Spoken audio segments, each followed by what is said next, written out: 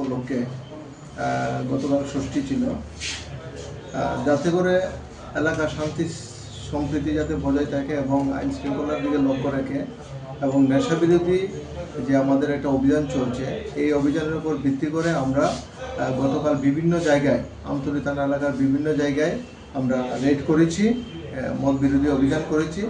এর মধ্যে আমরা ইন্দ্রজিৎ দেবনাথ, যার বাড়ি মহেশকলা, এবং সমীর ঘোষ, তাদের বাড়ি থেকেও আমরা প্রচুর পরিমাণ মদ উদ্ধার করি।